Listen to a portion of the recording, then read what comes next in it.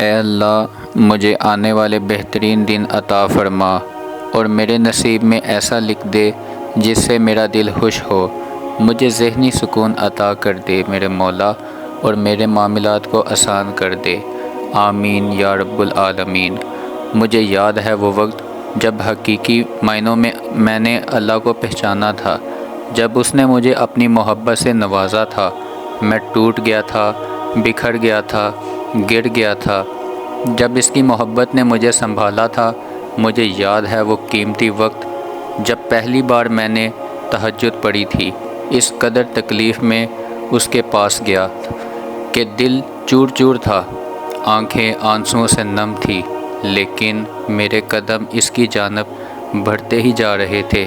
وہ وقت تو ایسا تھا جب اس نے مجھے اپنی آغوش میں لے لیا تھا، جیسے سارے زخم اس وقت بڑھ گئے تھے۔ اس کی محبت کا اثر اتنا گہرا تھا دوستو، میں سارے غم بھول گیا تھا۔ دنیا میں کیا غم مجھے ملے ہیں، کیا کچھ میرے ساتھ ہوا ہے، یہ سب کچھ میں بھلا چکا تھا۔ اس کی محبت ملی، روحوں میں اتر گئی تھی، پھر میرے دل کو سکون آ گیا تھا۔ آج جب سوچتا ہوں تو حیرانی ہوتی ہے، وہ زخم اتنے گہرے تھے، لگتا تھا کبھی نہیں بھریں گے۔ وہ تکلیف اتنی زیادہ تھی کہ اب ساری زندگی انہی آنسوؤں کے ساتھ گزارنی پڑے گی، لیکن کیسے اس کی محبت نے ہر ایک منزل کو بدل دیا۔ اتنی جلدی وہ ماضی کی تکلیف کو بھول جاؤں گا، یہ کبھی سوچا نہ تھا میں نے۔ آج جب سوچتا ہوں تو خود پر رشک آتا ہے، کیسے ان سے مجھے جیسے عام لڑکے کو اپنی خاص محبت سے نوازا۔ اس کی محبت سے زیادہ قیمتی آج میرے پاس کچھ نہیں ہے۔ اس کی محبت میرے ساتھ ہے تو ہی آج میں اتنا مضبوط ہوں۔ یقین کرو، اللہ کی محبت انسان کو فرش سے عرش تک پہنچا دیتی ہے۔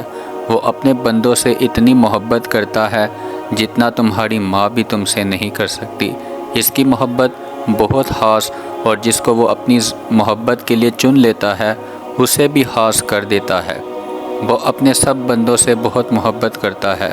وہ ان سے بھی محبت کرتا ہے جو اسے یاد بھی نہیں کرتے۔ وہ ان کو بھی موقع دیتا ہے کہ لوٹ آؤ میری جانب، میں معاف کر دوں گا۔ تم آؤ تو صحیح، تم ایک قدم اس کی طرف چل کر جاؤ گے، وہ 10 قدم تمہاری طرف آئے گا۔ کون کر سکتا ہے کسی سے اتنی محبت؟ بے شک صرف میرا رب ہی کر سکتا ہے۔ تم دن بھر جانے انجانے اتنے گناہ کرتے ہو، جن کاموں سے اس نے منع کیا ہے وہ کام کرتے ہو، وہ پھر بھی تم سے منہ نہیں موڑتا۔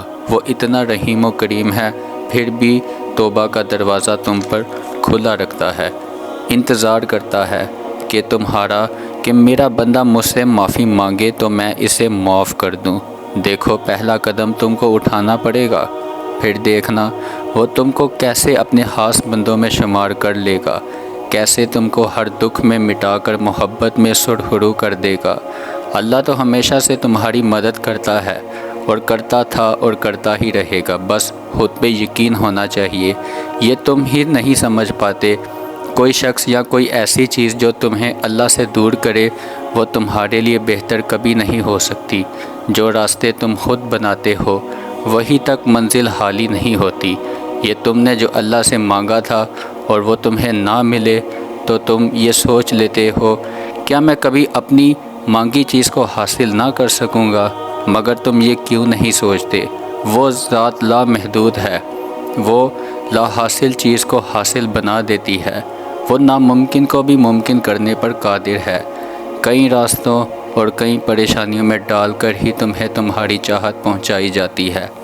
اللہ تمہارے حالات اور تمہاری پریشانیاں تب تک نہیں بدلتا جب تک وہ تمہارا من نہیں بدل دیتا، جب تک وہ تمہیں ان چیزوں پر راضی نہیں کر دیتا جو تمہارے لیے بہتر نہیں ہے۔ اللہ جو دے اس کی رضا میں راضی ہونا سیکھو۔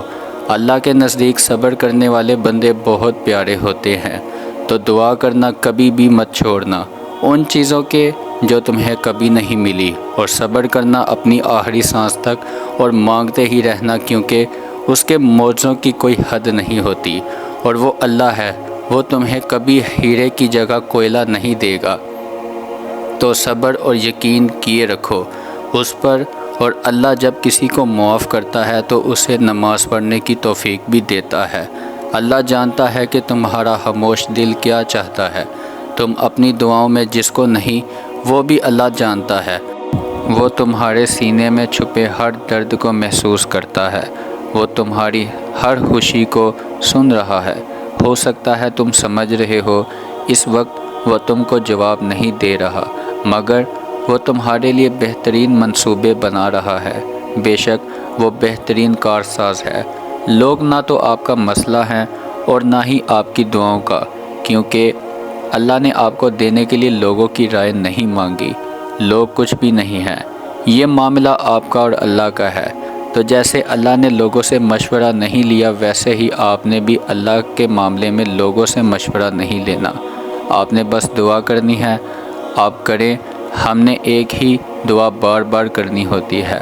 آپ اللہ سے تب تک مانگے جب تک آپ کو سکون نہیں مل جاتا۔ سب کو بھول جائیں، کیونکہ اجر تو اللہ نے ہی آخر میں دینا ہے نا، کسی انسان نے تو نہیں دینا۔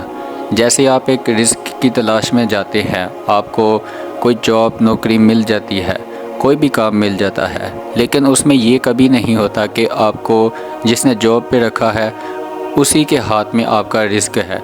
وہ رزق آپ کو اللہ کی طرف سے میسر ہو رہا ہے، لیکن وسیلہ وہ شخص ہے جس کے پاس آپ جاب کر رہے ہو۔